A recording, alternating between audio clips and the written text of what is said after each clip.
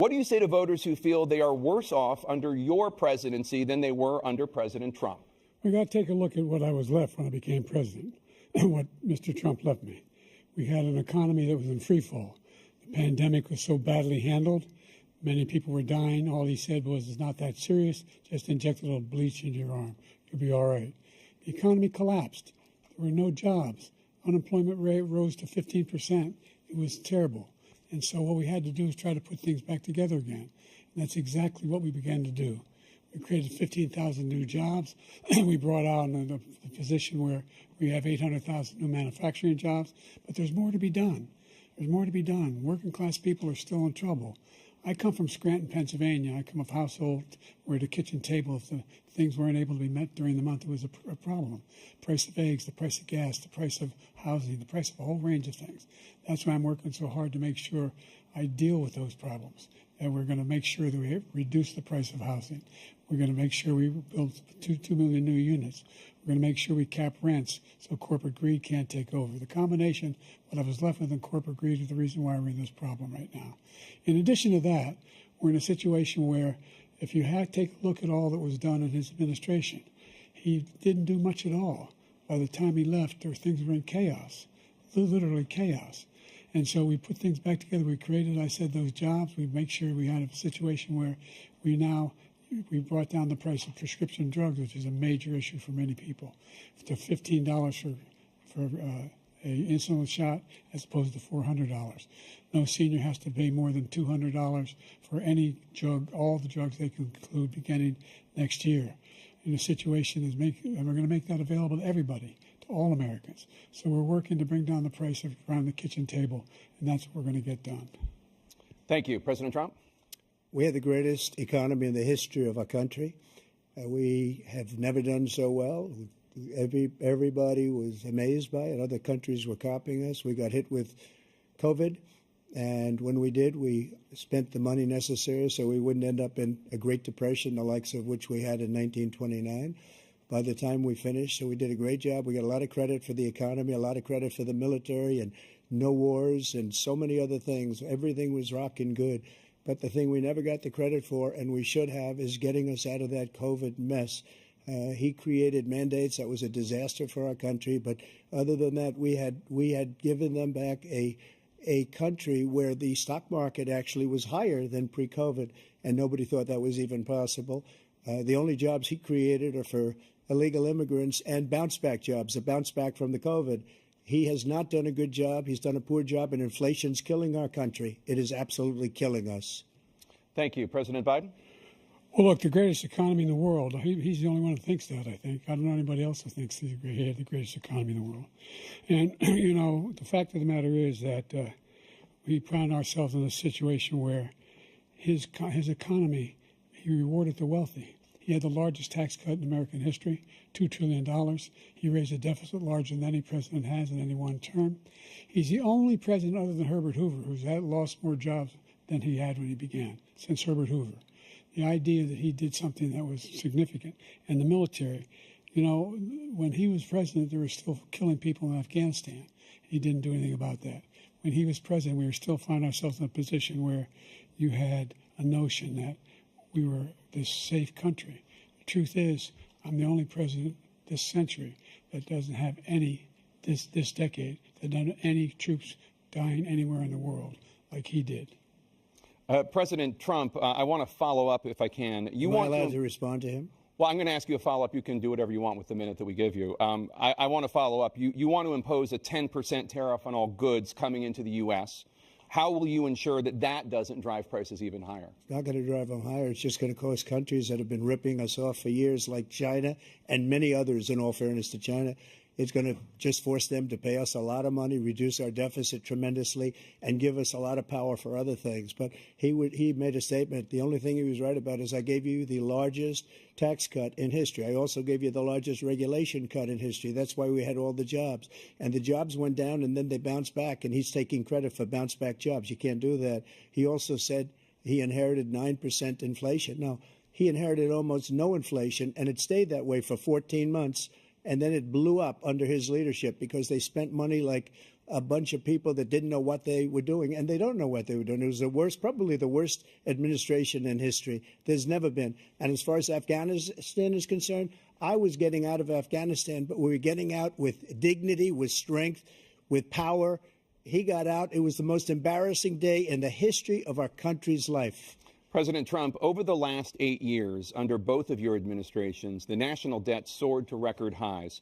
And according to a new nonpartisan analysis, President Trump, your administration approved $8.4 trillion in new debt, while so far, President Biden, you've approved $4.3 trillion in new debt. So, former President Trump, many of the tax cuts that you signed into law are set to expire next year. You want to extend them and go even further, you say. With the U.S. facing trillion-dollar deficits and record debt, why should top earners and corporations pay even less in taxes than they do now? Because the tax cuts spurred the greatest economy that we've ever seen just prior to COVID. And even after COVID, it was so strong that we were able to get through COVID much better than just about any other country. But we spurred, that tax spurred. Now, when we cut the taxes, as an example, the corporate tax was cut down to 21% from 39%, plus beyond that. We took in more revenue with much less tax, and companies were bringing back trillions of dollars back into our country. The country was going like never before, and we were ready to start paying down debt. We were ready to start using the liquid gold right under our feet, the oil and gas right under our feet. We were going to have something that nobody else has had. We got hit with COVID. We did a lot to fix it. I gave him an unbelievable situation with all of the therapeutics and all of the things that we came up with. We gave him something great. Remember, more people died under his administration, even though we had largely fixed it. More people died under his administration than our administration, and we were right in the middle of it, something which a lot of people don't like to talk about. But he had far more people dying in his administration. He did the mandate, which is a disaster, mandating it. The vaccine went out. He did a mandate on the vaccine, which is the thing that people most objected to about the vaccine. And he did a very poor job, just a very poor job. And I will tell you, not only poor there, but throughout the entire world, we're no longer respected as a country. They don't respect our leadership. They don't respect the United States anymore. We're like a third world nation between weaponization of his election, trying to go after his political opponent, all of the things he's done. We've become like a third world nation, and it's a shame. The damage he's done to our country. And I'd love to ask him, and will, why he allowed millions of people to come in here from prisons, jails, and mental institutions to come into our country and destroy our country. President Trump, we will get to immigration later in this block. President Biden, I want to give you an opportunity to respond to this question about the national debt. He had the largest national debt of any president in a 4-year period, number one. Number two, that $2 trillion tax cut benefited the very wealthy. What I'm going to do is fix the tax system. For example, we have 1,000 trillionaires in America. Billionaires in America. And what's happening? They're in a situation where they, in fact, pay 8.2% in taxes. If they just paid 24%, 25%, either one of those numbers, they'd raise $500 million, billion dollars, I should say, in a 10-year period. We'd be able to wipe out his debt. We'd be able to help make sure that all those things we need to do, child care, elder care, making sure that we continue to strengthen our health care system, making sure that we're able to make every single solitary person eligible for what I've been able to do with the COVID, with dealing with everything we have to do with, look, if we finally beat Medicare. Thank you, President Biden. President Trump? Well, he's right. He did beat Medicare. He beat it to death, and he's destroying Medicare because all of these people are coming in. They're putting them on Medicare. They're putting them on Social Security. They're going to destroy Social Security. This man is going to single-handedly destroy Social Security. These millions and millions of people coming in, they're trying to put them on Social Security. He will wipe out Social Security. He will wipe out Medicare. So he was right in the way he finished that sentence, and it's a shame. What's happened to our country in the last 4 years is not to be believed. Foreign countries, I'm friends with a lot of people, they cannot believe what happened to the United States of America. We're no longer respected. They don't like us. We give them everything they want, and they think we're stupid. They think we're very stupid people. What we're doing for other countries, and they do nothing for us. What this man has done is absolutely criminal. Thank you, President Trump. Dana? This is the first presidential election since the Supreme Court overturned Roe v. Wade. This morning, the court ruled on yet another abortion case, temporarily allowing emergency abortions to continue in Idaho, despite that state's restrictive ban. Former President Trump, you take credit for the decision to overturn Roe v. Wade, which returned the issue of abortion to the states. Correct. However, the federal government still plays a role in whether or not women have access to abortion pills. They're used in about 2/3 of all abortions. As president, would you block abortion medication? First of all, the Supreme Court just approved the abortion pill, and I agree with their decision to have done that, and I will not block it. And if you look at this whole question that you're asking, complex but not really complex. 51 years ago, you had Roe v. Wade, and everybody wanted to get it back to the states. Everybody, without exception. Democrats, Republicans, liberals, conservatives. Everybody wanted it back. Religious leaders. And what I did is I put 3 great Supreme Court justices on the court, and they happened to vote in favor of killing Roe v. Wade and moving it back to the states. This is something that everybody wanted. Now, 10 years ago or so, they started talking about how many weeks and how many this, getting into other things. But every legal scholar throughout the world, the most respected, wanted it brought back to the states. I did that. Now the states are working it out. If you look at Ohio, it was a decision that was an end result that was a little bit more liberal than you would have thought. Kansas, I would say the same thing. Texas is different. Florida is different. But they're all making their own decisions right now. And right now, the states control it. That's the vote of the people. Like Ronald Reagan, I believe in the exceptions. I am a person that believes. And frankly, I think it's important to believe in the exceptions. Some people, you have to follow your heart. Some people don't believe in that. But I believe in the exceptions for rape, incest, and the life of the mother. I think it's very important. Some people don't. Follow your heart. But you have to get elected also. And because that has to do with other things. You got to get elected. The problem they have is they're radical because they will take the life of a child in the 8th month, the 9th month, and even after birth. After birth, if you look at the former governor of Virginia, he was willing to do this. He said, we'll put the baby aside and we'll determine what we do with the baby, meaning we'll kill the baby. What happened is we brought it back to the states, and the country is now coming together on this issue. It's been a great thing.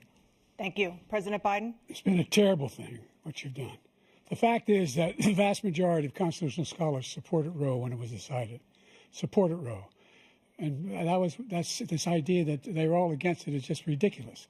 And this is the guy who says the state should be able to have it. We're in a state where in 6 weeks, you don't even know whether you're pregnant or not, but you cannot see a doctor, and have him decide on what your circumstances are, whether you need help. The idea that states are able to do this is a little like saying we're going to turn civil rights back to the states. Let each state have a different rule. Look, there's so many young women who have been, including a young woman who just was murdered, and he went to the funeral. The idea that she was murdered by an immigrant coming in, they talk about that. But here's the deal: there's a lot of young women who are being raped by their in-laws, by their spouses, brothers and sisters, it's just ridiculous, and they can do nothing about it. And they try to arrest them when they cross state lines. Thank you. There have been many young women murdered by the same people he allows to come across our border. We have a border that's the most dangerous place anywhere in the world, considered the most dangerous place anywhere in the world. And he opened it up, and these killers are coming into our country, and they are raping and killing women.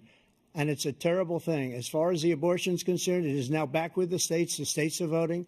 In many cases, it's frankly a very liberal decision. In many cases, it's the opposite. But they're voting, and it's bringing it back to the vote of the people, which is what everybody wanted, including the founders, if they knew about this issue, which, frankly, they didn't. But they would have. Everybody wanted it brought back. Ronald Reagan wanted it brought back. He wasn't able to get it. Everybody wanted it brought back, and many presidents had tried to get it back. I was the one to do it. And again, this gives it the vote of the people, and that's where they wanted it. Every legal scholar wanted it that way. Staying on the topic of abortion, President Biden, 7 states, I'll let you do that. This is the same topic. 7 states have no legal restrictions on how far into a pregnancy a woman can obtain an abortion.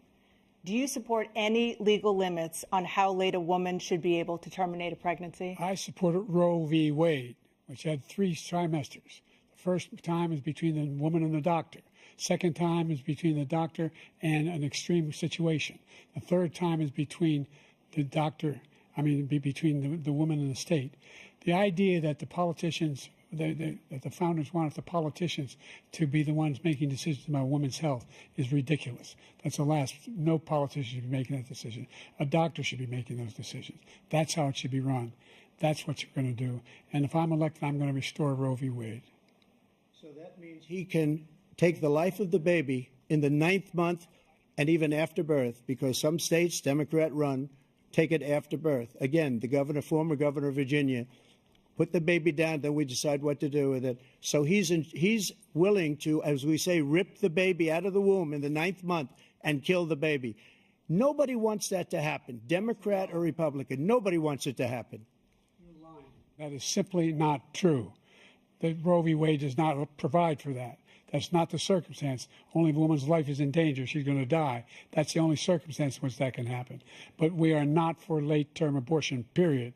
Period, period. Under Roe v. Wade, you have late-term abortion. You can do whatever you want, depending on the state. You can do whatever you want. We don't think that's a good thing. We think it's a radical thing. We think the Democrats are the radicals, not the Republicans. For 51 years, that was the law. 51 years, constitutional scholarship said it was the right way to go. 51 years, and it was taken away because this guy put very conservative members on the Supreme Court. He takes credit for taking it away. What's he going to do? What's he going to do, in fact, if the MAGA Republicans, he gets elected, and the MAGA Republicans control the Congress, and they pass a universal ban on abortion, period, across the board at 6 weeks or 7 or 8 or 10 weeks, something very, very conservative. Is he going to sign that bill? I'll veto it. He'll sign it. Thank you. Let's turn now to the issue of immigration and border security. President Biden, a record number of migrants have illegally crossed the southern border on your watch. Overwhelming border states and overburdening cities such as New York and Chicago, and in some cases causing real safety and security concerns. Given that, why should voters trust you to solve this crisis? Because we worked very hard to get a bipartisan agreement that not only changed all of that, it made sure that we are in a situation where you had no circumstance where they could come across the border with the number of border police there are now. We significantly increased the number of asylum officers. By the way, the Border Patrol endorsed my position. In addition to that, we found ourselves in a situation where when he was president, he was separating babies from their mothers, putting them in cages, making sure the families were separated. That's not the right way to go. What I've done since I've changed the law, what's happened? I've changed it in a way that now you're in a situation where there are 40% fewer people coming across the border illegally. That's better than when he left office.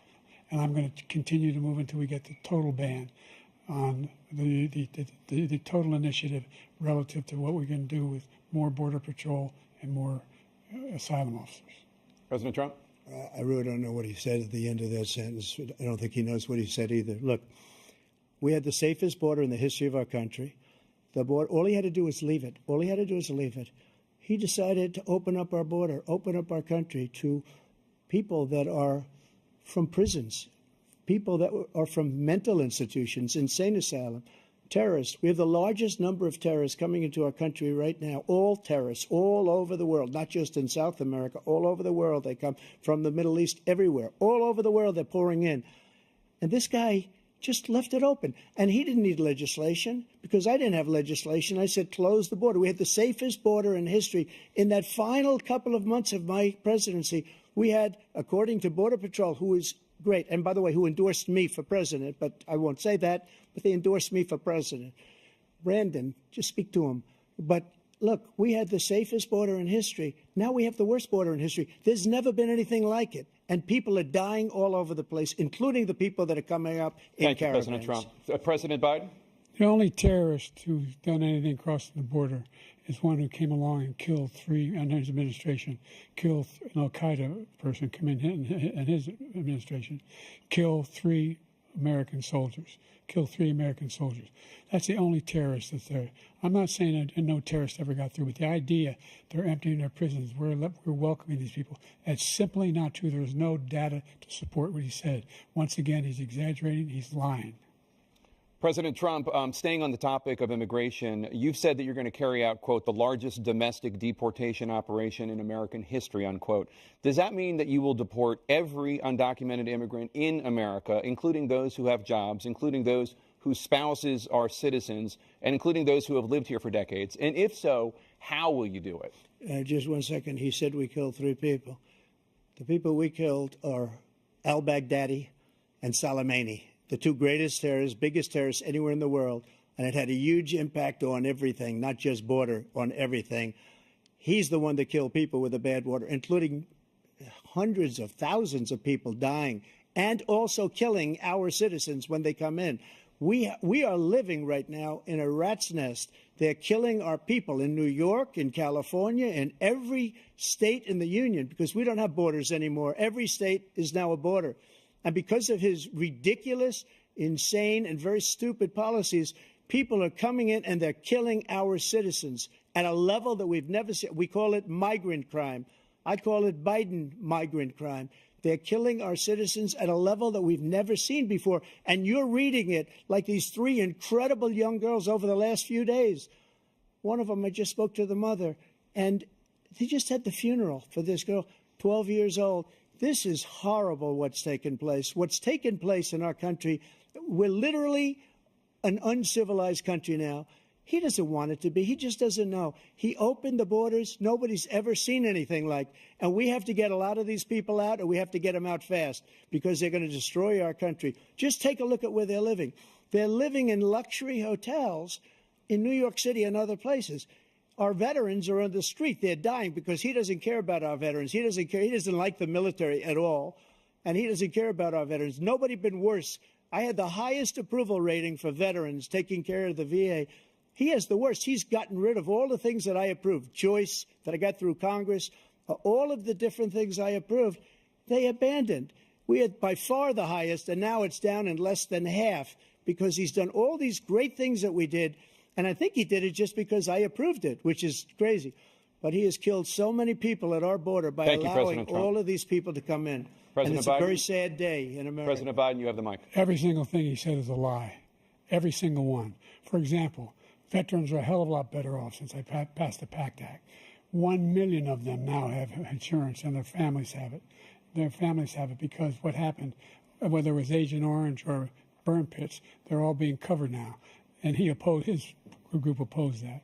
We're also in a situation where we have great respect for veterans. My son spent a year in Iraq, living right next to one of those burn pits, came back with stage 4 glioblastoma.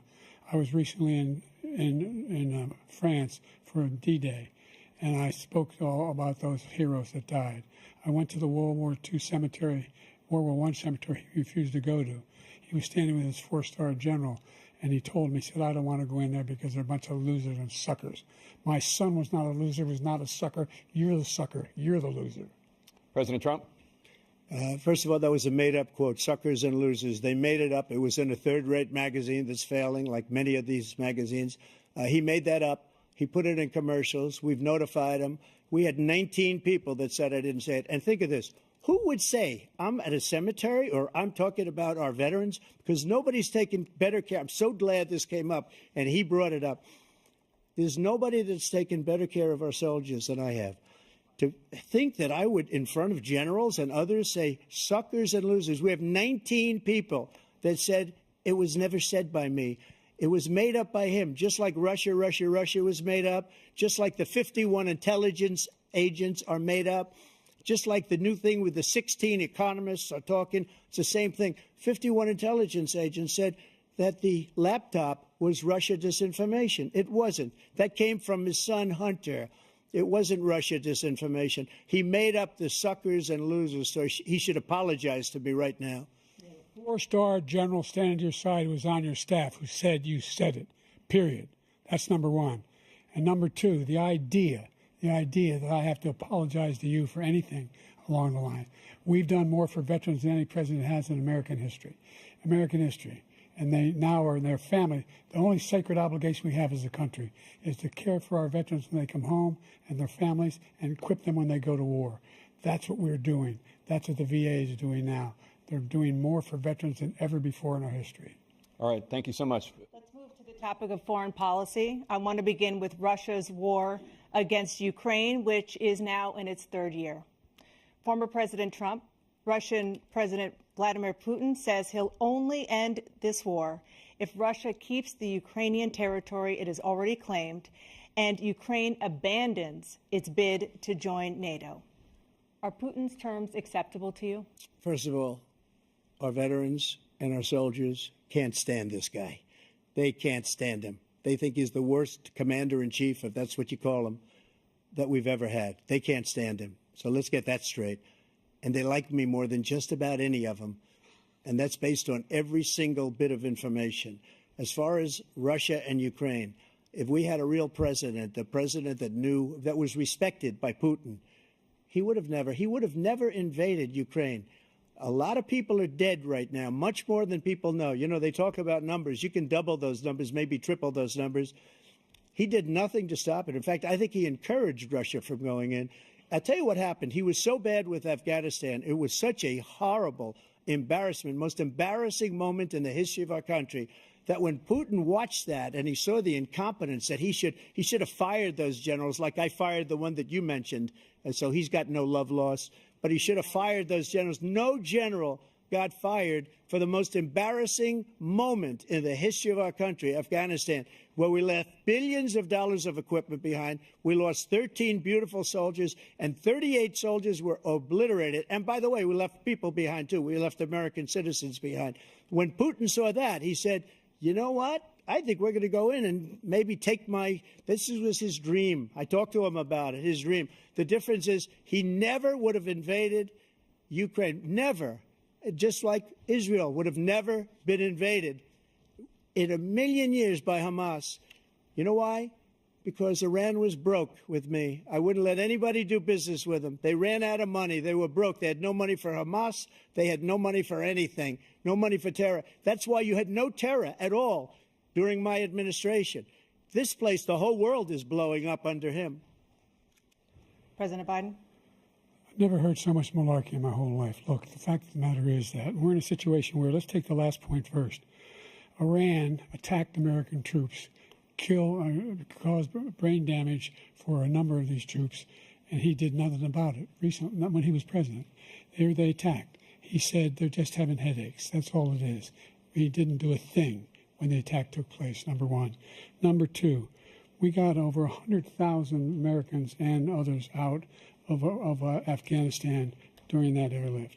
Number three, we found ourselves in a situation where, if you take a look at what Trump did in Ukraine, this guy told Trump, do whatever you want and do whatever you want.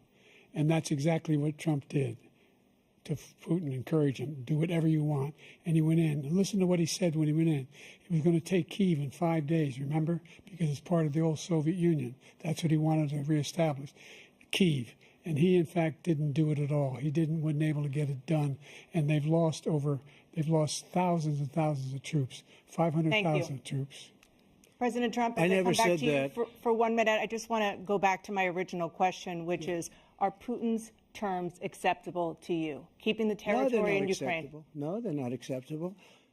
But look, this is a war that never should have started. If we had a leader in this war, he led everybody along. He's given $200 billion now or more to Ukraine. He's given $200 billion. That's a lot of money. I don't think there's ever been anything like it. Every time that Zelensky comes to this country, he walks away with $60 billion. He's the greatest salesman ever. And I'm not knocking him. I'm not knocking anything. I'm only saying the money that we're spending on this war, and we shouldn't be spending, it should have never happened. I will have that war settled between Putin and Zelensky as president-elect before I take office on January 20th. I'll have that war settled. People being killed so needlessly, so stupidly, and I will get it settled, and I'll get it settled fast before I take office. President Biden, you have a minute. The fact is that Putin is a war criminal. He's killed thousands and thousands of people. And he has made one thing clear. He wants to reestablish what was part of the Soviet Empire, not just a piece. He wants all of Ukraine. That's what he wants. And then you think he'll stop there? Do you think he'll stop when if he takes Ukraine? What do you think happens to Poland? What do you think of Belarus? What do you think happens to those NATO countries? And so if you want a war, you ought to find out what he's going to do, because if in fact he does what he says and walks away, and by the way, all that money we give Ukraine are from weapons we make here in the United States. We give them the weapons, not the money at this point. And our NATO allies have produced as much funding for Ukraine as we have. That's why we're strong. Thank you. Moving on to the Middle East. In October, Hamas attacked Israel, killing more than 1,000 people and taking hundreds of hostages. Among those held and thought to still be alive are 5 Americans. Israel's response has killed thousands of Palestinians and created a humanitarian crisis in Gaza. President Biden, you've put forward a proposal to resolve this conflict, but so far Hamas has not released the remaining hostages, and Israel is continuing its military offensive in Gaza. So what additional leverage will you use to get Hamas and Israel to end the war? You have 2 minutes. Number one, everyone from the United Nations Security Council straight through to the G7 to the Israelis and Netanyahu himself have endorsed the plan I put forward, which has 3 stages to it. The first stage is trade the hostages for a ceasefire. Second phase is a ceasefire with additional conditions. The third phase is the end of the war. The only one who wants the war to continue is Hamas. Number one, they're the only ones standing out. We're still pushing hard to get them to accept. In the meantime, what's happened? In Israel, we're finding that the only thing I've denied Israel was 2,000-pound bombs. They don't work very well in populated areas. They kill a lot of innocent people. We're providing Israel with all the weapons they need and when they need them. And by the way, I'm the guy that organized the world against Iran when they had a full-blown intercontinental ballistic missile attack on Israel. No one was hurt. No one Israeli was accidentally killed, and it stopped. We saved Israel. We are the biggest producer of support for Israel of anyone in the world. And so there are 2 different things. Hamas cannot be allowed to be continued. We continue to send our experts and our intelligence people as to how they can get Hamas like we did bin Laden. You don't have to do it. And by the way, they've been greatly weakened, Hamas, greatly weakened, and they should be. They should be eliminated. But you've got to be careful for using certain weapons among population centers. Just going back to Ukraine for 1 second. We have an ocean separating us. The European nations together have spent $100 billion, or maybe more than that, less than us. Why doesn't he call them and say, you got to put up your money like I did with NATO? I got them to put up hundreds of billions of dollars. The Secretary General of NATO said Trump did the most incredible job I've ever seen. They wouldn't have any. They were going out of business. We were spending almost 100% of the money was paid by us. He didn't do that. He's getting all. You got to ask these people to put up the money. We're over $100 billion more spent, and it has a bigger impact on them because of location, because we have an ocean in between. You got to ask them. As far as Israel and Hamas, Israel's the one that wants to go. He said the only one that wants to keep going is Hamas. Actually, Israel is the one, and you should let him go and let him finish the job. He doesn't want to do it. He's become like a Palestinian, but they don't like him because he's a very bad Palestinian. He's a weak one. President Biden, you have a minute. I've never heard so much foolishness. This is a guy who wants to get out of NATO. Are you going to stay in NATO? He's going to pull out of NATO. The idea that our strength lies in our alliances as well. It may be a big ocean, but we're ever able to avoid a war in Europe, a major war in Europe? What happens if, in fact, you have Putin continue to go into NATO? We have an Article 5 agreement. Attack on one is attack on all. You want to start the nuclear war he keeps talking about, go ahead. Let Putin go in and control Ukraine and then move on to Poland and other places. See what happens then. He has no idea what the hell he's talking about. And by the way, I got 50 other nations around the world to support Ukraine, including Japan and South Korea, because they understand that this kind of dislocation has a serious threat to the whole world peace. No major war in Europe has ever been able to be contained just to Europe. President Trump, just to follow up, would you support the creation of an independent Palestinian state in order to achieve peace in the region? I'd have to see, but before we do that, the problem we have is that we spend all the money. So they kill us on trade. I made great trade deals with the European nations because if you add them up, they're about the same size economically. Their economy is about the same size as the United States. And they were no cars, they don't want anything that we have, but we're supposed to take their cars, their food, their everything, their agriculture. I changed that. But the big thing I changed is they don't want to pay. And the only reason that he can play games with NATO is because I got them to put up hundreds of billions of dollars. I said, and he's right about this, I said, no, I'm not going to support NATO if you don't pay. They asked me that question, would you guard us against Russia, at a very secret meeting of the 28 states at that time, nations at that time. And I said, no, if you don't pay, I won't do that. And you know what happened? Billions and billions of dollars came flowing in the next day and the next months. But now we're in the same position. We're paying everybody's bills. Let's turn to the issue of democracy. Former President Trump, I want to ask you about January 6, 2021. After you rallied your supporters that day, some of them stormed the Capitol to stop the constitutionally mandated counting of electoral votes. As president, you swore an oath to, quote, preserve, protect, and defend, unquote, the Constitution. What do you say to voters who believe that you violated that oath through your actions and inaction on January 6th and worry that you'll do it again? Well, I don't think too many believe that. And let me tell you about January 6th. On January 6th, we had a great border. Nobody coming through, very few. On January 6th, we were energy independent. On January 6th, we had the lowest taxes ever. We had the lowest regulations ever. On January 6th, we were respected all over the world. All over the world, we were respected. And then he comes in, and we're now laughed at. We're like a bunch of stupid people. What happened to the United States' reputation under this man's leadership is horrible, including weaponization, which I'm sure at some point you'll be talking about, where he goes after his political opponent because he can't beat him fair and square. You have 80 seconds left. My question was, what do you say to those voters who believe that you violated your constitutional oath through your actions and inaction on January 6, 2021, and worry that you'll do it again? Well, I didn't say that to anybody. I said peacefully and patriotically.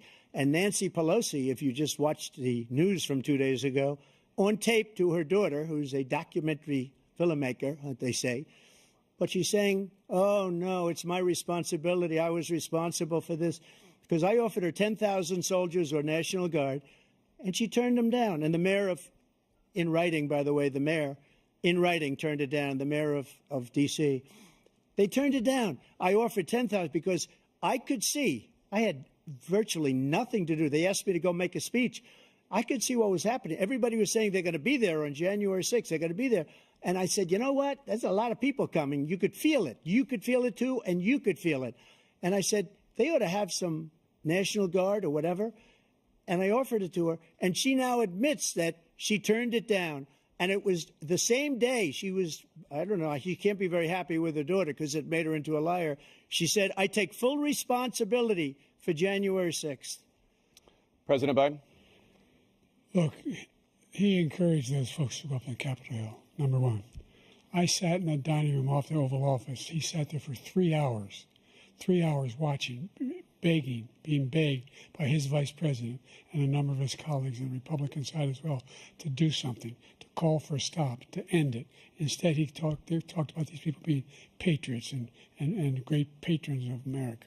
In fact, he says he'll now forgive them for what they've done. They've been convicted. He says he wants to commute their sentences and say that no. But he went to every single court in the nation. I don't know how many cases, scores of cases, including the Supreme Court. And they said, no, this guy is responsible for doing what was done. He did do a damn thing. And these people should be in jail. And they should be the ones who are being held accountable. And he wants to let them all out. And now he says if he loses again, such a whiner that he is, that it could be a bloodbath. Thank you, President Biden. President Trump? What they've done to some people that are so innocent, you ought to be ashamed of yourself. What you have done, how you've destroyed the lives of so many people. When they ripped down Portland, when they ripped down many other cities, you go to Minnesota, Minneapolis, what they've done there with the fires all over the city. If I didn't bring in the National Guard, that city would have been destroyed. When you look at all of they took over big chunks of Seattle. I was all set to bring in the National Guard. They heard that. They saw them coming, and they left immediately. What he said about this whole subject is so off. Peacefully patriotic. One other thing. The Unselect Committee, which is basically two horrible Republicans that are all gone now, out of office, and Democrats, all Democrats, they destroyed and deleted all of the information they found because they found out we were right. We were right. And they deleted and destroyed all of the information. They should go to jail for that. If a Republican did that, they'd go to jail. Thank you, President Trump. President Biden, I want to give you a minute. The only person on this stage is a convicted felon is the man I'm looking at right now. And the fact of the matter is, what he's telling you is simply not true. The fact is that there was no effort on his part to stop what was going on up in Capitol Hill. And all those people, every one of those who was convicted, deserves to be convicted. The idea that they didn't kill somebody, just went in and broke down doors, broke the windows, occupied offices, turned over desks, turned them over statues. The idea that those people are patriots? Come on. When I asked him the first two debates we had, first time around, I said, will you denounce the Proud Boys? He said, no, I'll tell them to stand by. The idea he's refusing, will you denounce these guys? Will you denounce the people we're talking about now? Will you denounce the people who attacked that Capitol? What are you going to do? I'm going to give you a minute, President Trump, for a follow-up question I have. After a jury convicted you of 34 felonies last month, you said if reelected, you would, quote, have every right to go after, unquote, your political opponents. You just talked about members of the Select Committee on January 6th going to jail.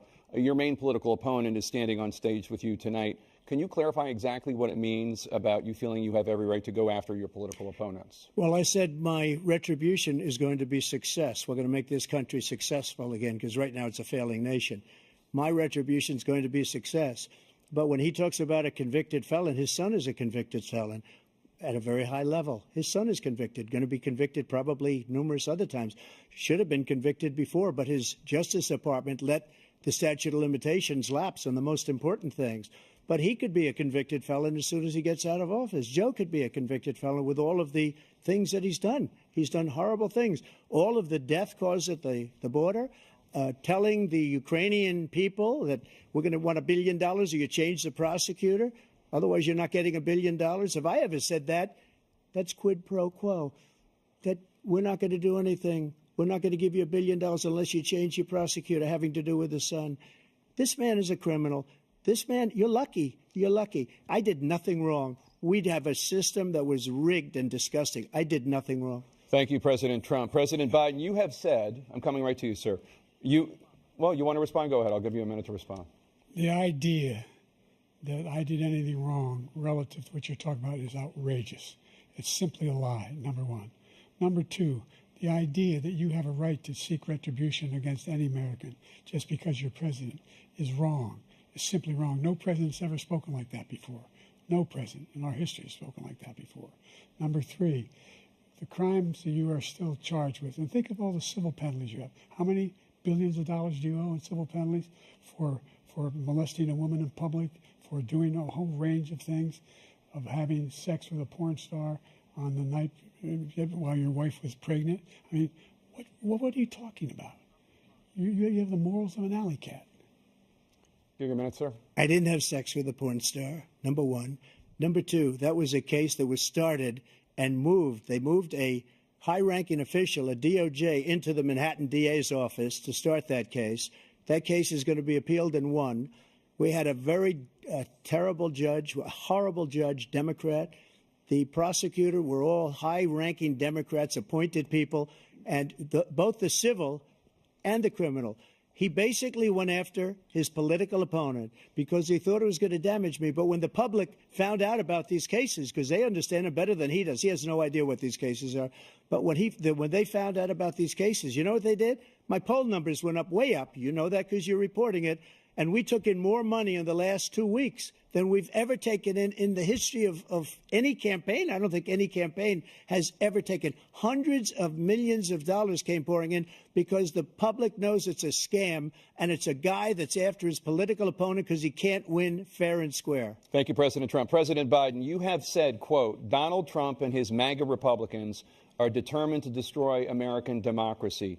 Do you believe that the tens of millions of Americans who are likely to vote for President Trump will be voting against American democracy? The more they know about what he's done, yes. The more they know about what he's done. And there's a lot more coming. He's got a lot of cases down the road coming around.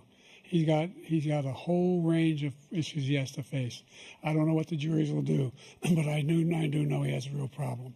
And so the fact that, could you ever think you hear any president say that I'm going to seek retribution? Do you ever hear any president say that I thought Hitler had some good ideas? What got me involved to run in the first place after my son had died, I decided in Iraq, because of Iraq, I said I wasn't going to run again until I saw what happened in Charlottesville, Virginia. People coming out of the woods carrying swastikas on torches, and singing the same anti-Semitic bile they sang when back in Germany. And the young woman got killed. I spoke to the mother, and they asked him. They said, "What do you think of those people? The ones who got killed, the one who tried to stop it, and the ones," he said, "I think they're fine people on both sides." What American president would ever say Nazis coming out of fields carrying torches, singing the same anti-Semitic bile, carrying swastikas were fine people? And this is the guy who says Hitler's done some good things. I'd like to know what they are. Good things Hitler's done, that's what he said. This guy has no sense of American democracy. President Trump. Jake, both of you know that story has been totally wiped out, because when you see the sentence, it said 100% exoneration on that. So he just keeps it going. He says he ran because of Charlottesville. He didn't run because of Charlottesville. He ran because it was his last chance. He's not equipped to be president. You know it, and I know it. It's ridiculous. We have a debate. We're trying to justify his presidency. His presidency, he's without question the worst president, the worst presidency in the history of our country. We shouldn't be having a debate about it. There's nothing to debate. He made up the Charlottesville story, and you'll see it's debunked all over the place. Every reasonable anchor has debunked it. And just the other day it came out where it was fully debunked. It's a nonsense story. He knows that, and he didn't run because of Charlottesville. He used that as an excuse to run. President Biden. And debunked. It happened. All you have to do is listen to what was said at the time. And the idea that somehow that's the only reason I ran because I was worried a guy like this guy could get elected. If he thought they were good people coming out of that forest, carrying those woods, carrying those torches, then he didn't deserve to be president. Didn't deserve to be president at all. And the idea that he's talking about all this being fabricated, we saw with our own eyes. We saw what happened on January 6th. We saw the people breaking through the windows. We saw people occupying his own vice president. Look, there's a reason why 40 of his 44 top cabinet officers refused to endorse him this time. His vice president hasn't endorsed him this time. So why? Why? They know him well. They serve with him. Why are they not endorsing him? Thank you, President Biden. We're going to be right back with more from the CNN presidential debate. Back to the CNN presidential debate live from Georgia. Let's talk about persistent challenges you both faced in your first terms and you'd certainly face again in a second term. President Biden, while black unemployment dropped to a record low under your presidency, black families still earned far less than white families. Black mothers are still 3 times more likely to die from pregnancy-related causes, and black Americans are imprisoned at 5 times the rate of white Americans. What do you say to black voters who are disappointed that you haven't made more progress? They acknowledge they made a lot of progress, number one. The fact of the matter is there's more small black businesses that have been started than any time in history. Number two, the wages of black unemployment is the lowest level it's been in a long, long time. Number three, we're trying to provide housing for black Americans and dealing with the segregation that exists among these corporations that collude to keep people out of their houses. And in addition to that, we find that the impact on the choice that black families have to make relative to child care is incredibly difficult. When we did the first major piece of legislation in the past, I was able to reduce black child care costs. I cut them in half. We got to make sure we provide for child care costs. We got to make sure, because when you provide those child care protections, you increase economic growth because more people can be in the job market. So there's more to be done, considerably more to be done. But we've done a great deal so far, and I'm not letting up, and they know it. You have 49 seconds left. What do you say to black voters who are disappointed with the progress so far? I say I don't blame them for being disappointed. Inflation is still hurting them badly. For example, I provided for the idea that any black family, first-time home buyer, should get a $10,000 tax credit to be able to buy their first home so they can get started. I made sure that we're in a situation where all those black families and those black individuals who provided had to take out student loans that were ballooning, that if they were engaged in nursing, doctor, and anything having to do with volunteerism, if they paid their bills for 10 years on their student debt, all the rest is forgiven after 10 years. Millions have benefited from that. And we're going to do a whole lot more for black families. Thank you, President Trump. And he caused the inflation. He's blaming inflation, and he's right, it's been very bad.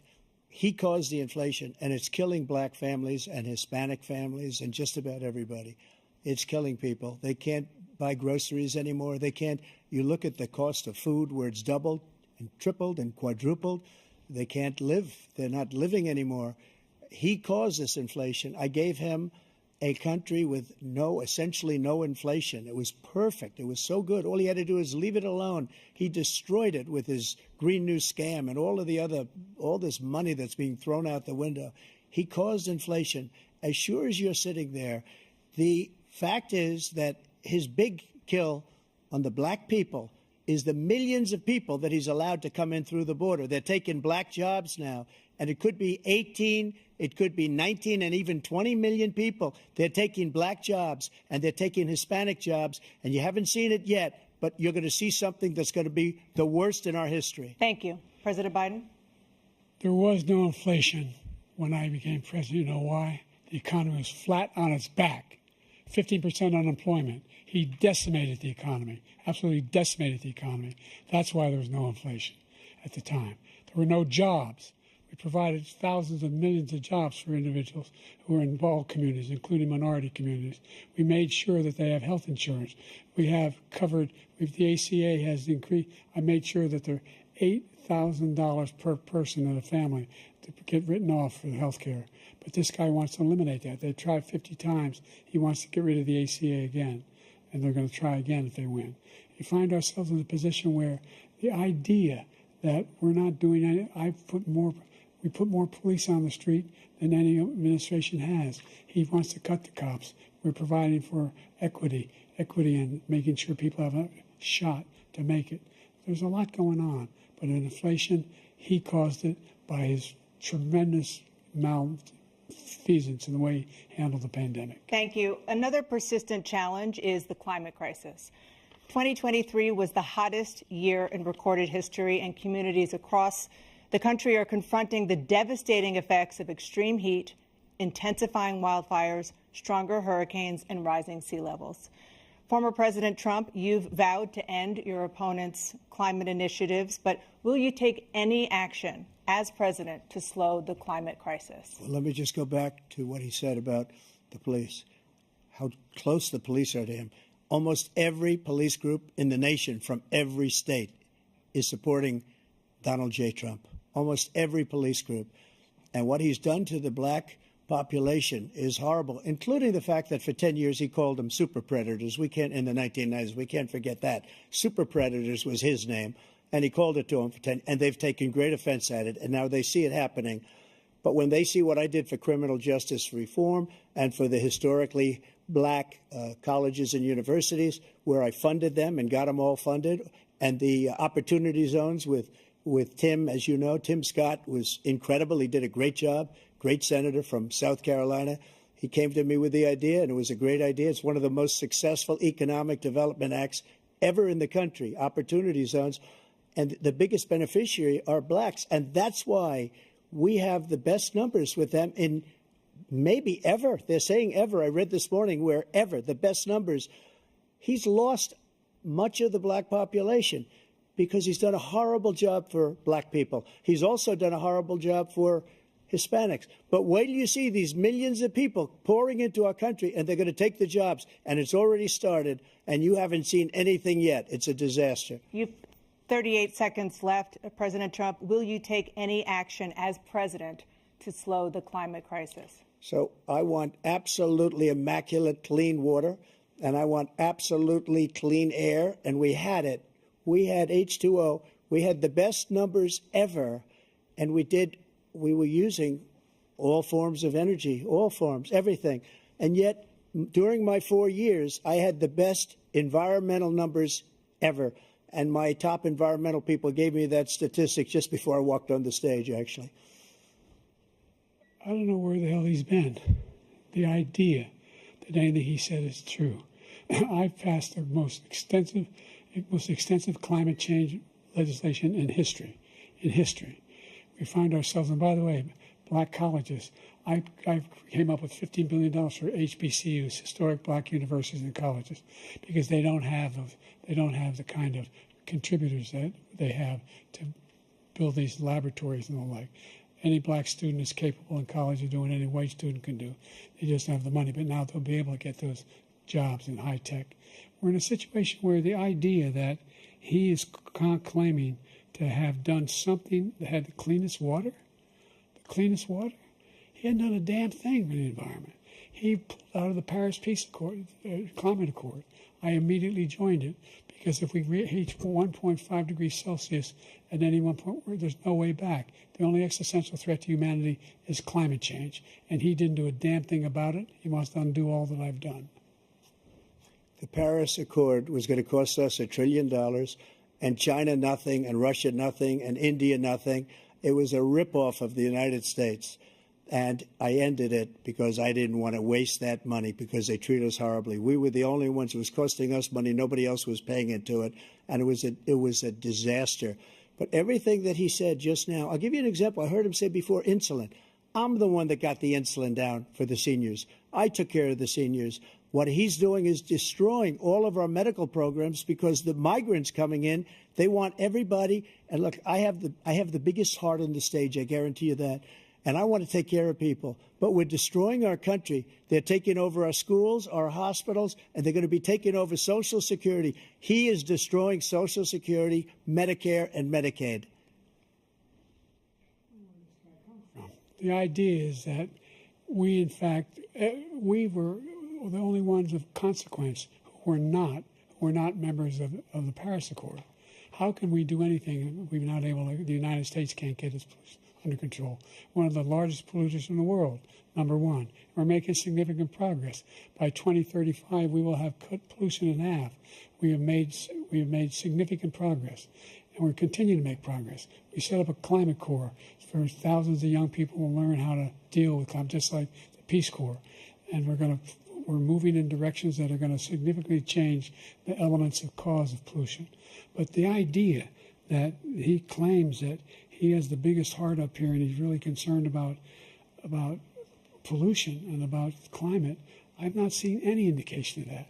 And by the way, with regard to prescription drugs, one company agreed that they would reduce the price to $35, which I was calling for, one, voluntarily.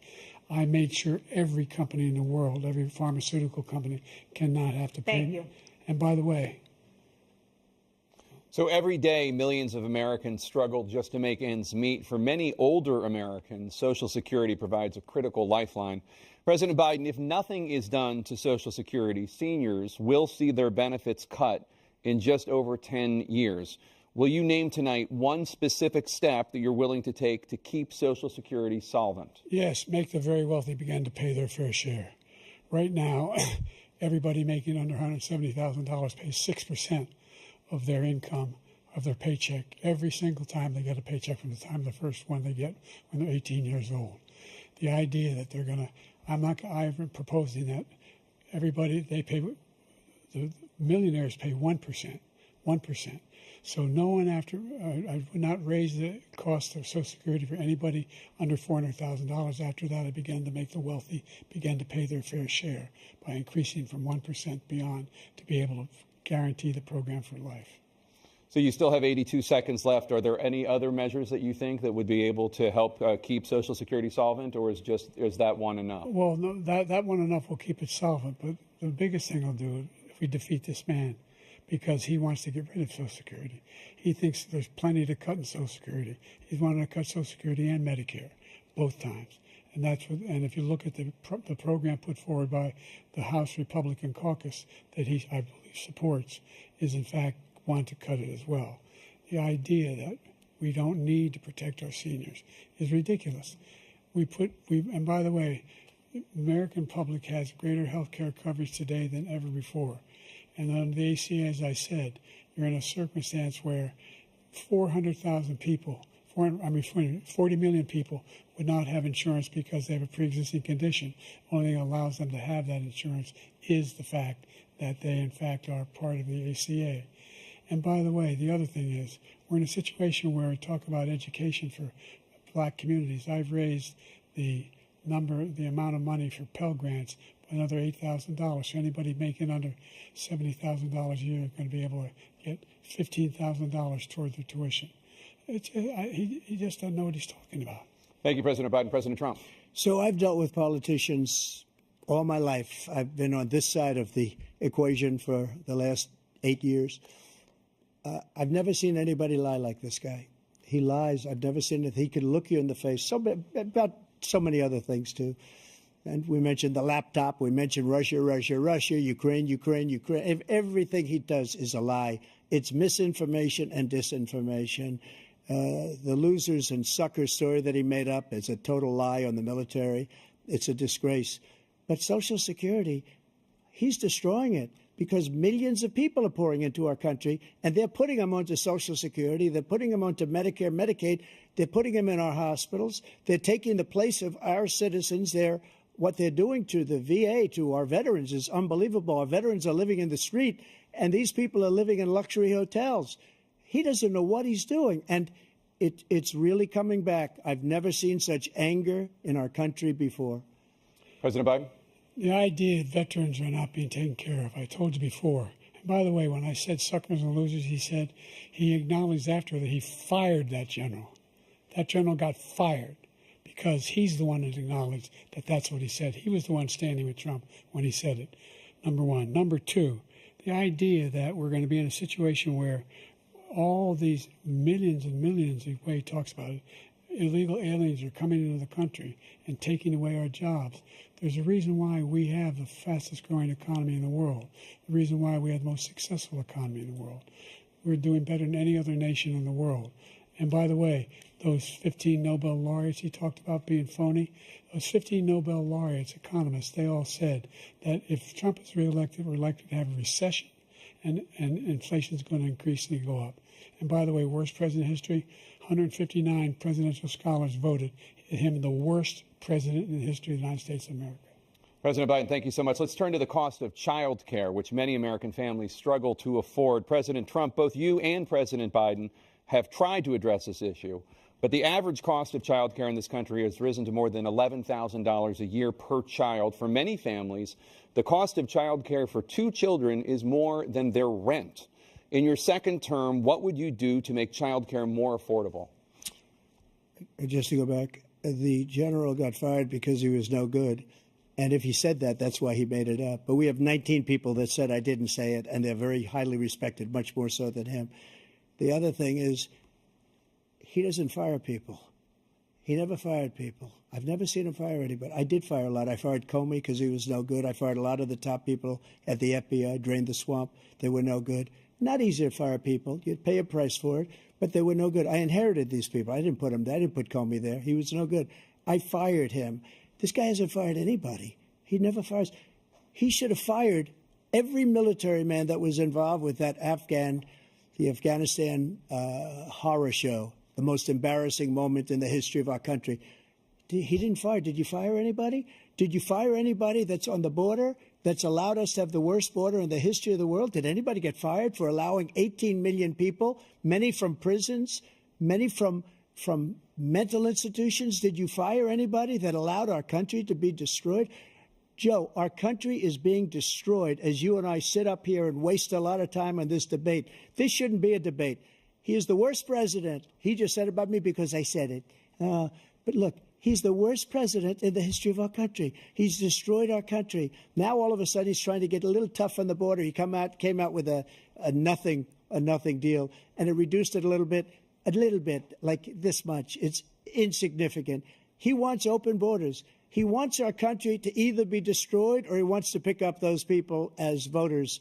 And I don't think we just can't let it happen. If he wins this election, our country doesn't have a chance, not even a chance, of coming out of this rut. We probably won't have a country left anymore. That's how bad it is. He is the worst in history by far. Thank you, President Trump. President Biden? We are the most admired country in the world. We're the United States of America. There's nothing beyond our capacity. We have the finest military in the history of the world, the finest in the history of the world. No one thinks we're weak. No one wants to screw around with us. Nobody, number one. Number two, the idea that we're talking about worst presidents. I wasn't joking. Look it up or go online. 159 or 58, don't hold me the exact number, presidential historians, they've had meetings and they voted who's the worst president in American history. One through best to worst. They said he was the worst in all of American history. That's a fact. That's not conjecture. He can argue they're wrong, but that's what they voted. The idea that he is doing anything to deal with child care, he did virtually nothing to child care. We should significantly increase the child care tax credit. We should significantly increase the availability of women and men or single parents to be able to go back to work. And we should encourage businesses to have. Thank you, President Biden. President Trump, the question was about what would you do to make child care more affordable, if you want to take your minute. Just so you understand, we have polling, we have other things that they rate him the worst because what he's done is so bad. And they rate me, I'll show you, I will show you, and they rate me one of the best, okay? And if I'm given another 4 years, I will be the best. I think I'll be the best. Nobody's ever created an economy like us. Nobody ever cut taxes like us. He's the only one I know. He wants to raise your taxes by 4 times. He wants to raise everybody's taxes by 4 times. He wants the Trump tax cuts to expire. So everybody, including the two of you, are going to pay 4 to 5 times. Nobody ever heard of this before. All my life, I'd grow up and I'd see politicians talking about cutting taxes. When we cut taxes, as I said, we did more business. Apple and all these companies, they were bringing money back into our country. The worst president in history by far, and everybody knows it. President Biden? Look, the fact of the matter is that he's dead wrong about, he's increased the tariff, he will increase the taxes on middle-class people. I said I'd never raise the tax on anybody making less than $400,000. I didn't. But this tariff is 10% tariffs. Everything coming in the country, you know what the economists say? That's going to cost the average American $2,500 a year more because they're going to have to pay the difference in food and all the things that we're importing. Number two, he's in a situation where he talks about how he has not raised, he's somehow helped the middle class. The middle class have been devastated by you. Now you want a new tax cut of $5 trillion over the next 10 years, which is going to fundamentally bankrupt the country. You have the largest deficit of any president in American history, number one. Number two, you have not, in fact, made any contact, any progress with China.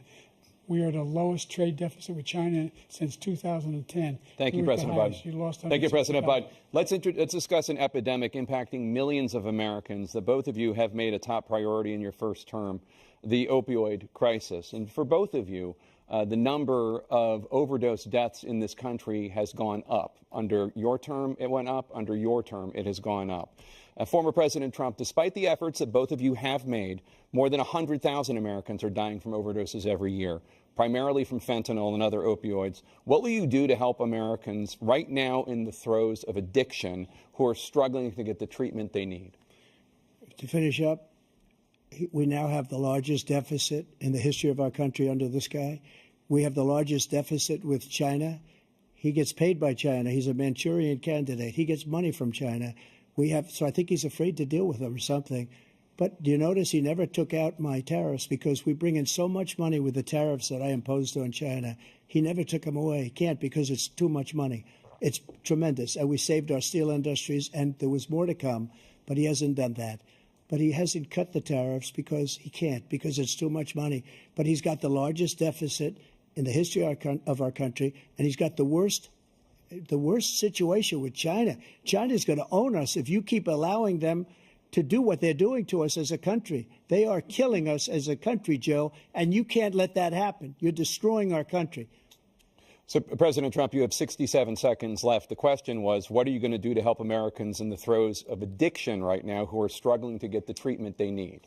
Jake, we were doing very well at addiction until the COVID came along. We had the 2.5, almost 3 years of like nobody's ever had before, any country, in every way. And then we had to get tough. And it was the drugs pouring across the border it started to increase. We got great equipment. We bought the certain dog that's the most incredible thing that you've ever seen, the way they can spot it. We did a lot, and we were getting very low numbers, very, very low numbers. Then he came along. The numbers, have you seen the numbers now?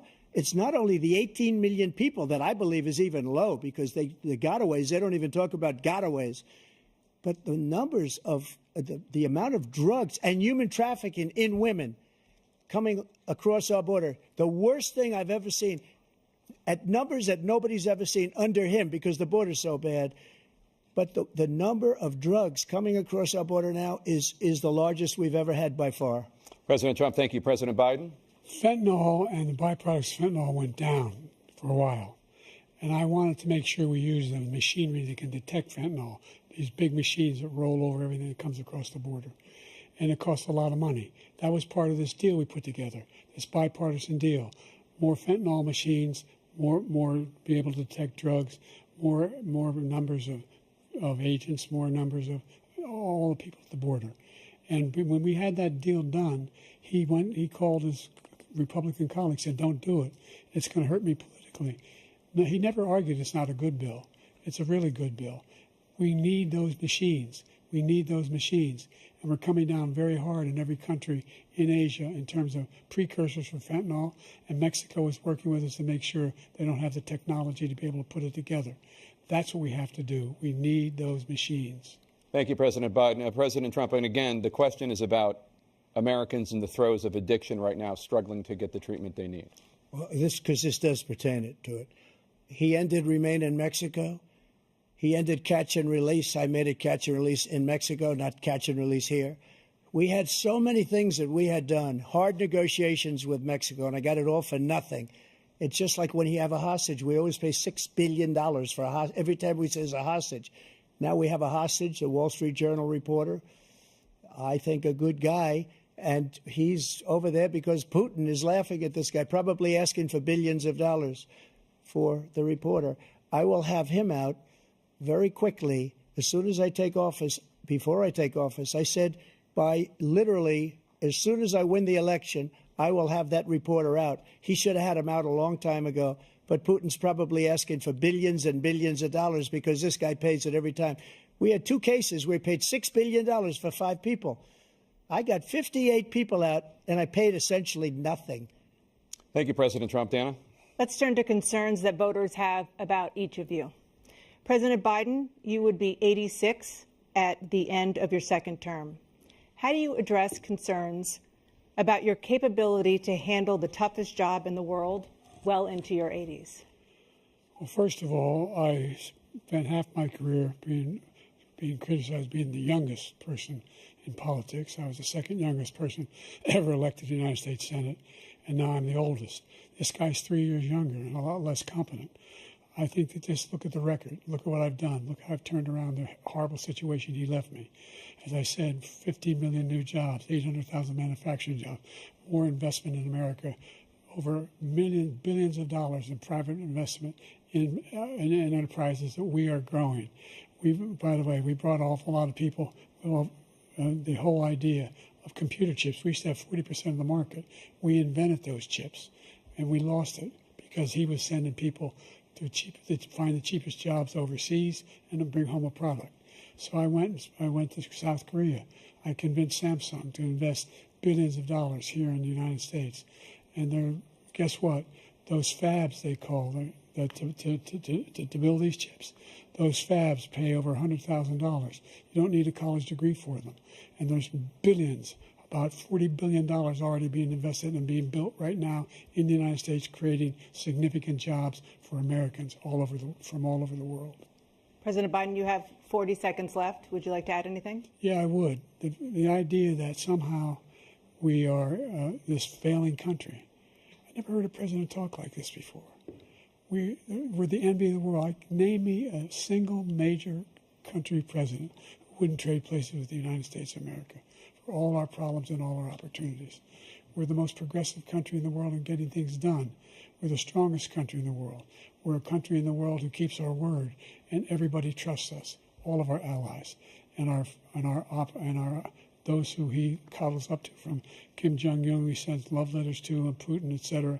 They don't want to screw around with us. Thank you. Former President Trump, to follow up, you would be 82 at the end of your second term. What do you say to voters who have concerns about your capabilities to serve? Well, I took 2 tests, cognitive tests. I aced them, both of them, as you know. We made it public. He took none. I'd like to see him take one, just one, a real easy one. Like go through the first 5 questions. He couldn't do it. But I took 2 cognitive tests. I took physical exams every year. And, we knock on wood wherever we may have wood, that I'm in very good health. I just won 2 club championships, not even senior, 2 regular club championships. To do that, you have to be quite smart, and you have to be able to hit the ball a long way. And I do it. He doesn't do it. He can't hit a ball 50 yards. He challenged me to a golf match. He can't hit a ball 50 yards.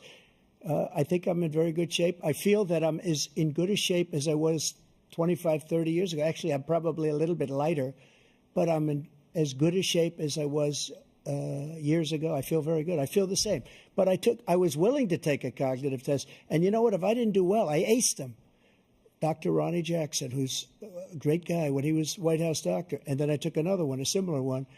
And one of them said they've never seen anybody ace them. Thank you. President Biden? You can see he is 6'5" and only 223 pounds, or 235 pounds. Well, you said 6'4", 200. Well, anyway, that's what anyway, just take a look at what he says he is, and take a look at what he is. Look, I'd be happy to have a driving contest with him. I got my handicap, which when I was vice president, down to a 6. But by the way, I told you before, I'm happy to play golf if you carry your own bag. Think you can do it? That's the biggest lie. He's a 6 handicap of all. I was an 8 handicap. Yeah. 8. But I have, how many? I've seen you swing. I know you swing. Okay, let's not act like children. President Trump, we're going to turn Let's not act like children. to a specific concern that voters have about you. Will you pledge tonight that once all legal challenges have been exhausted, that you will accept the results of this election, regardless of who wins, and you will say right now that political violence in any form is unacceptable? Well, I shouldn't have to say that, but of course I believe that. It's totally unacceptable. And if you would see my statements that I made on Twitter at the time, and also my statement that I made in the Rose Garden, you would say it's one of the strongest statements you've ever seen. In addition to the speech I made in front of, I believe, the largest crowd I've ever spoken to, and I will tell you, nobody ever talks about that. They talk about a relatively small number of people that went to the Capitol, and in many cases were ushered in by the police. And as Nancy Pelosi said, it was her responsibility, not mine. She said that loud and clear. But the answer is, if the election is fair, free, and I want that more than anybody. And I'll tell you something. I wish he was a great president, because I wouldn't be here right now. I'd be at one of my many places enjoying myself. I wouldn't be under indictment because I wouldn't have been his political opponent, because he indicted me because I was his opponent. I wish he was a great president. I would rather have that. I wouldn't be here. I don't mind being here. But the only reason I'm here is he's so bad as a president that I'm going to make America great again. We're going to make America great again. We're a failing nation right now. We're a seriously failing nation. And we're a failing nation because of him. His policies are so bad. His military policies are insane. They're insane. These are wars that will never end with him. He will drive us into World War III, and we're closer to World War III than anybody can imagine. We are very, very close to World War III, and he's driving us there. And Kim Jong-un and President Xi of China, Kim Jong-un of North Korea, all of these, Putin, they don't respect him. They don't fear him. They have nothing going with this gentleman, and he's going to drive us into World War III. You want a World War III, let him follow and win, and let Putin say, do what you want, NATO. Just do what you want. There's a thing called Article 5. An attack on one is an attack on all, and required response. The idea, I can't think of a single major leader in the world who wouldn't trade places with the job I've done and what they've done. Because we are a powerful nation. We have wonderful people. It's because of the people, not me. It's because of the American people.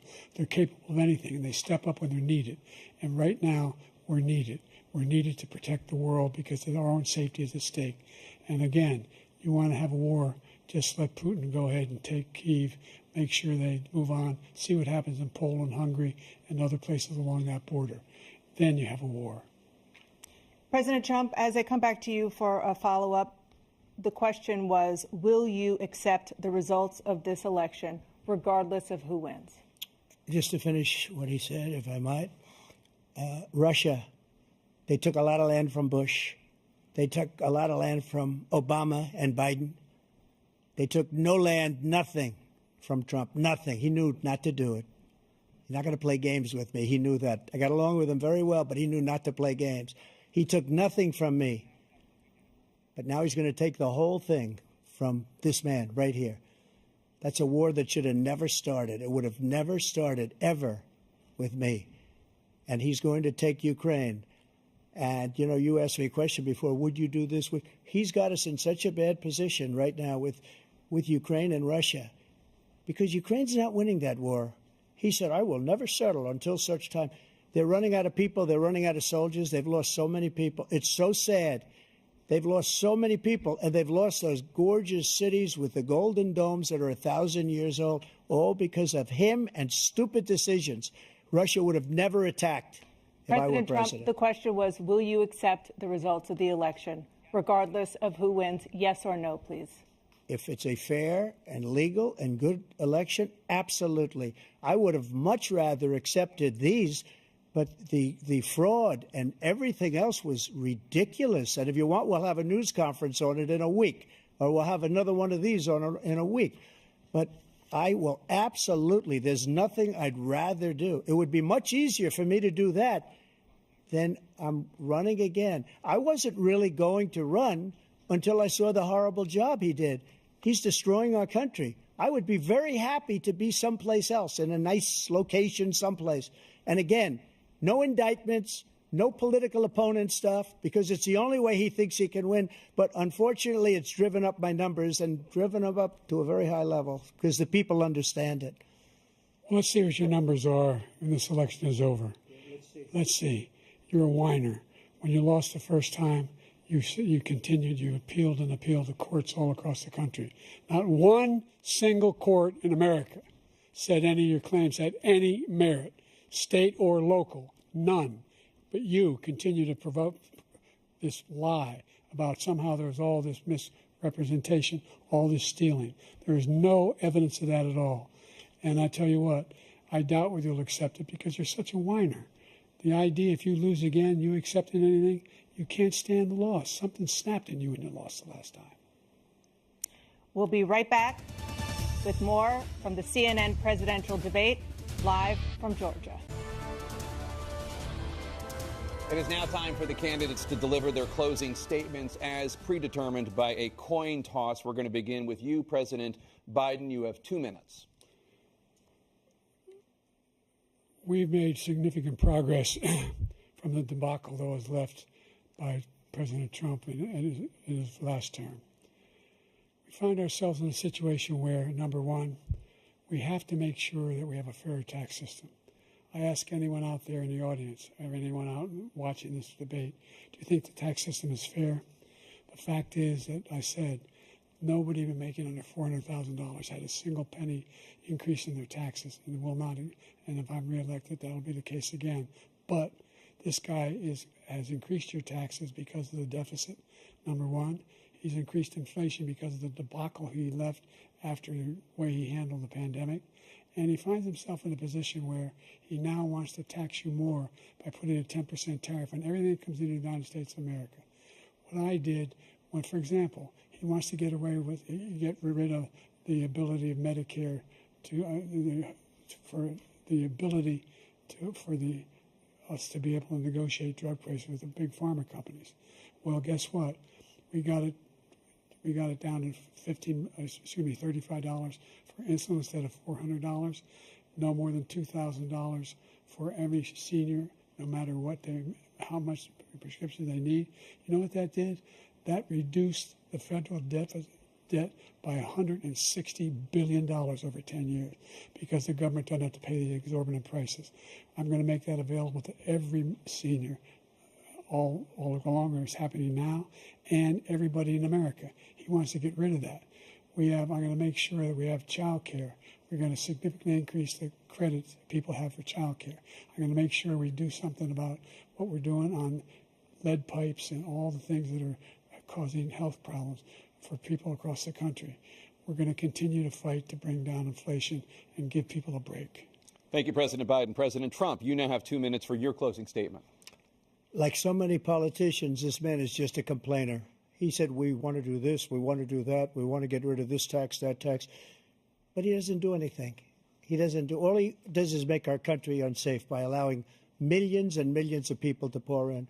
Our military doesn't respect him. We look like fools in Afghanistan. We didn't stop Israel. It was such a horrible thing that would have never happened. It should have never happened. Iran was broke. Anybody that did business with Iran, including China, they couldn't do business with the United States. They all passed. Iran was broke. They had no money for Hamas or Hezbollah, for terror, no money whatsoever. Again, Ukraine should have never happened. He talks about all this stuff, but he didn't do it. For 3.5 years, we're living in hell.